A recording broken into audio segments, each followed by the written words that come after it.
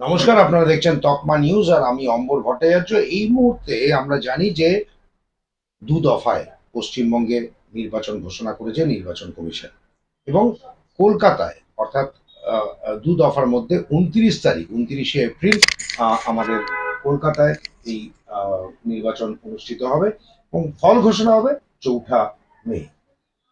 আজকে আমরা এমন একজনের সাথে কথা বলবো যে মানুষটি দীর্ঘদিন ডানপন্থী রাজনীতির সাথে যুক্ত। একসময় তিনি ন্যাশনাল ইন্স্যুরেন্সে কাজ করেছেন। সব থেকে বড় জিনিস, তিনি কিন্তু রামকৃষ্ণ স্বনামধন্য আমাদের একজন মনীষী রামকৃষ্ণ দেবের আদর্শে দীক্ষিত। তার আদর্শেই তিনি আজও অব্দি পথ চলেছেন এবং মানুষের সেবায় তিনি প্রতিনিয়ত তিনি নিজেকে নিয়োজিত করেছেন। সেই মানুষের সাথে আমরা কথা বলবো আজকে এবং দীর্ঘদিন ধরে সেই কংগ্রেস রাজনীতি, তারপরে তৃণমূল কংগ্রেস রাজনীতি, মমতা ব্যানার্জিকে কাছ থেকে দেখা, অভিষেক ব্যানার্জির শৈশবকে দেখা, সব মিলিয়ে আহ, আজকের পরিপ্রেক্ষিতে দাঁড়িয়ে রাজনীতিটা কোন দিকে গেছে, কি বলছে বিরোধীরা, সব নিয়ে আমরা আলোচনা করে নেব একটা ছোট্ট বিরতির পর। কথা বলে নেব 104 নম্বর কলকাতা কর্পোরেশনের 104 নম্বর ওয়ার্ডের পৌরপিতা এবং বড় 11-র বড় চেয়ারম্যান তারকেশ্বর চক্রবর্তীর সাথে। ফিরছে একটা ছোট্ট বিরতির পর। সঙ্গে থাকুন, দেখতে থাকুন তকমা। সকলের আগে খবরের সাথে সবার হাতে তকমা। সতর্ক থাকে, সতর্ক থাকে। দেশে বিদেশে নির্ভীকতায় সাহসে একটাই নাম প্রকাশে তকমা তকমা তকমা।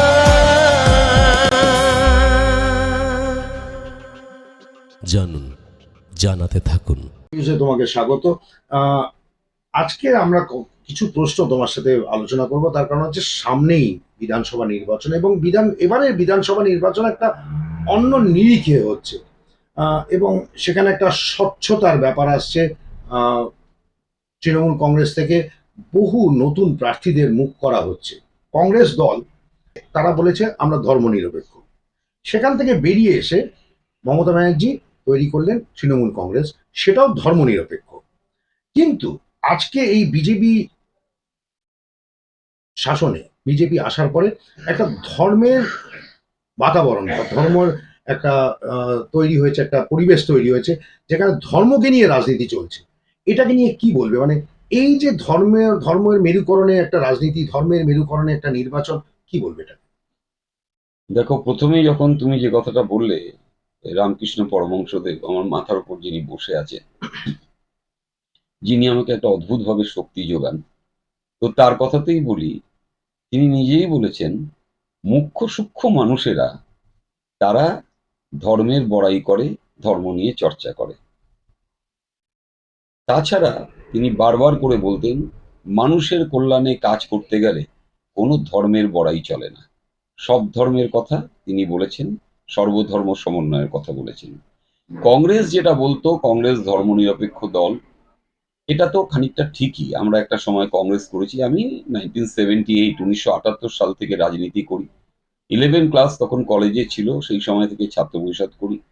পরবর্তীকালে যুব কংগ্রেস করি এবং এখন মাদার কংগ্রেস করি। এবং আমি তৃণমূল কংগ্রেসে আসবার পর, তার আগে মমতা বন্দ্যোপাধ্যায় যখন 1984 সালে আমাদের এখান থেকে সাংসদ হন, তখন আমি, কানন এবং কৃষ্ণা, কানন বলতে শোভন, এবং এখন যে সল্টলেক পুরসভার মেয়র হয়েছে কৃষ্ণা, এই তিনজন খুব মমতা বন্দ্যোপাধ্যায়ের ঘনিষ্ঠ বৃত্তে ছিলাম। তো দিদি যখন দিল্লি থেকে আসতেন, দিদি খুব মন খারাপ নিয়ে আসতেন। তা আমরা ওই গঙ্গার ধারে, আদি গঙ্গার ধারে, তখন ভাঙা চেয়ারে বসে, আমার মনে আছে, ভাঙা চেয়ারে বসে চারিদিকে ইট ফিট বালি, চারিদিকে ইট বালি, তার মাঝে বসে দিদিকে আমরা একের পর এক প্রশ্ন করতাম। প্রথমত দিদি যখন দিল্লি যেতেন 4:10-এর রাজধানীতে, আমাদের একদম নিত্য নৈমিত্তিক বিষয় ছিল দিদিকে হাওড়া স্টেশনে গিয়ে ছেড়ে দিয়ে আসা। যেতাম, তখন একেবারে ইয়াং, উদ্যম, দারুণ, এবং দিদিকে দেখলে পাগল হয়ে যাওয়ার মতো অবস্থা। তো সেই 1984 সালের পর তা আমরা আহ, যখন খুব ক্লোজ ছিলাম, তো দিদিকে জিজ্ঞেস করলাম, দিদি দিল্লিতে কি হলো বলো। দিদি বলতো, দেখ দিল্লিতে না অদ্ভুতভাবে কংগ্রেস আর সিপিএম এর একটা বোঝাপড়া, জানিস তো। দিদি যখন নির্বাচনে এখানে দাঁড়িয়েছিল, তখন দিদির প্রথম প্রতিশ্রুতি ছিল যে আমি যদি নির্বাচনে জিতি, তাহলে আমি প্রথম কলোনির মানুষকে নিঃশর্ত দলিল দেবো, এবং দিদি সেটা করে দেখিয়েছিলেন। পাট্টা যেটা দিয়েছে। দেখিয়েছিলেন শুধু নয়, লাগাতার তখন দিদিকে কংগ্রেসের বাংলার কিছু নেতা, দিল্লির নেতারা একযোগে একত্রিত হয়ে দিদিকে পার্লামেন্টে বলতে দিত না। মমতা বন্দ্যোপাধ্যায়ের উত্থানের পথে প্রধান অন্তরায় হয়ে দাঁড়িয়েছিলেন কিন্তু তখন বাংলার কিছু কংগ্রেস নেতা, এবং তার সাথে দিল্লিরও কিছু কংগ্রেস নেতা হাত মিলিয়েছিলেন। সিপিএম তো আছেই, তারা বিরোধী, তারা তো এটা করবেই। কিন্তু দিদি এমনও আছে, দিদির প্রশ্নমালা কেটে দেওয়া হয়েছে। 0 আওয়ার্সে দিদি রাজীব গান্ধীকে বারবার করে বলতেন, আমি যাদবপুরের মানুষের কাছে কথা দিয়ে এসেছি, তাদের নিঃশর্ত দলিল দেবো, আপনি আমার ব্যবস্থা করুন। আমার মনে আছে বুটা সিংকে দিদি নিয়ে এসেছিলেন, ফার্স্ট বুটা সিং মুকুন্দপুরে গিয়েছিলেন, দেন নেতাজি নগর। বিরাট ঝগড়া হয়েছিল প্রশান্ত সুরের সাথে মমতা বন্দ্যোপাধ্যায়ের। যাই হোক, সেই দলিল পরবর্তীকালে দিদি সকলকেই পাইয়ে দিয়েছেন। এবং সেই সময় দিদি একটা কথা বলতেন যে স্যাপ কারখানা, দুর্গাপুরের এমএমসি কারখানা, দিদি যেগুলো বলেছিলেন, যেগুলো আমি চেষ্টা করব, দিদি পার্লামেন্টে এগুলো নিয়ে যখন প্রশ্ন করতেন, যেগুলো খোলা দরকার, শ্রমিক কর্মচারীরা খেতে পাচ্ছে না, তাদের পিএফ গ্র্যাচুইটি নেই, তারা পিএফ পাচ্ছে না, ইমিডিয়েট তাদের জন্য কিছু ব্যবস্থা করা দরকার। দিদি বলতো, কোন এক অদ্ভুত একটা হাত এটাকে করতে দিত না। এই নিয়ে দিদি প্রচুর উষ্মা প্রকাশ করতেন।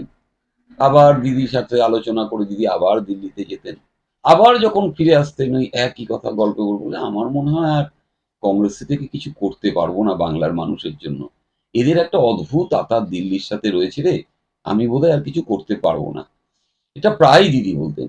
বলতে বলতে তো 1998 সালে তৃণমূল কংগ্রেস গঠন করা, পরবর্তীকালে। তাহলে তারকদা, একটা কথা উঠে আসছে যে মানে এটা আজকে নয়, মানে এই যে আজকে একটা বাজারে একটা কথা রয়েছে যে দাদা দিদি সেটিং, তো তখনও তাহলে ওই কংগ্রেস সিপিএম এর সেটিং। একদম একদম একদম তখন সেটিং ছিল।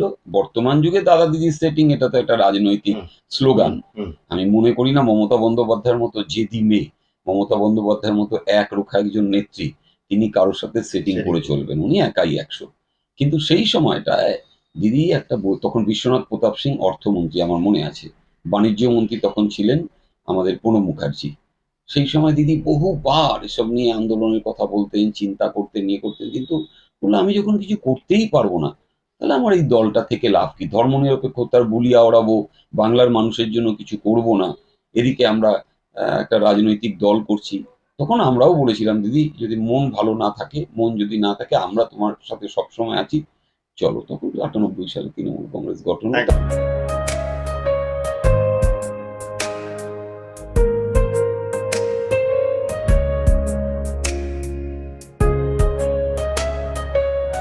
তো ভারতীয় জাতীয় দল কংগ্রেস, যারা নিজেদের নিরপেক্ষ বলেছে, সেখান থেকে 1998 সালে তৃণমূল কংগ্রেস তৈরি হয়, এবং তারাও বলে ধর্মনিরপেক্ষ। এর নেপথ্যে কারণটা কি? মানে এই ধর্মনিরপেক্ষতাকে সামনে রেখে রাজনীতি। ধর্মনিরপেক্ষতাকে সামনে রেখে রাজনীতি নয়, ধর্মনিরপেক্ষতাটাকে এখন প্রমাণ করতে হচ্ছে, এটাই হচ্ছে সবচেয়ে বড় বিষয়। একটা রাজনৈতিক দল তারা ধর্মের ওপর রাজনীতি করছে, হিংসা বিদ্বেষ মানুষের মধ্যে ছড়াচ্ছে।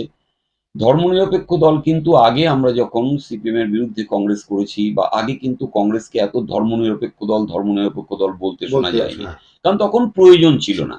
কিন্তু যখন এই প্রশ্নটা আসছে যে একটি রাজনৈতিক দল শুধু ধর্মের ওপর দিয়ে রাজনীতি করছে, তখন কিন্তু ধর্মনিরপেক্ষতার কথাটা রাজনৈতিক একটা ভাবে বলতেই হবে।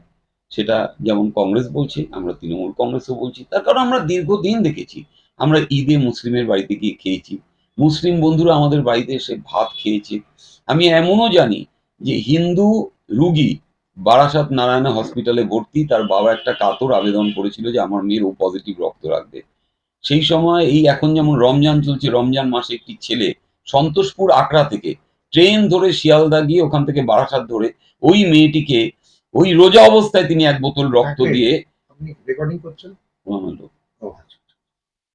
এক বোতল রক্ত দিয়ে সেই সময় গিয়ে ওই মুসলিম ছেলেটি ওই হিন্দু মেয়েটির প্রাণ রক্ষা করেছিল। এ তো ভারতবর্ষের ইতিহাস, এ তো ভারতবর্ষের বলতে পারো তুমি ভারতবর্ষের কৃষ্টি, ভারতবর্ষের সংস্কৃতি, ভারতবর্ষের একসাথে চলার একটা যে আমাদের চিরকাল ভারতবর্ষের ইতিহাস, সেটাকে রক্ষা করা কি একটা ধর্মের নামে আর সন্ডা গুন্ডা আমার কাছে আর গুটকা খোর পিক ফেলছে যেখানে সেখানে, মুখে পিক নিয়ে কথা বলছে, আউ আউ আউ করে কথা বলছি। না, সেটা তো আমরা কদিন আগে ব্রিগেডে দেখলাম। হুলিগানিজম, মানুষকে ভাবতে হবে হুলিগানিজমকে পছন্দ করবে, বিদ্বেষকে পছন্দ করবে, অশান্তিকে পছন্দ করবে, না শান্তির পশ্চিমবাংলায় থাকবে। আগামী দিনে এই প্রশ্নই আমরা মানুষের কাছে তুলব। ঢালাই হোক বা ভিত, এই সিমেন্টেরই হবে জিত। শহর থেকে গ্রাম, নির্মাণে একটাই নাম, রশ্মি সিমেন্ট। এবার নির্মাণ হবে সুপারহিট। দাঁড়াতে একটা তুমি যে একটু আগেই বললে 1984 সালের কথা, সেই 1984 সালের কথা রেস্টে নিয়েই বলি যে এই যাদবপুর কেন্দ্র থেকে মমতা ব্যানার্জি সাংসদ হয়ে গেছিলেন এবং এখান থেকে জিতেছিলেন।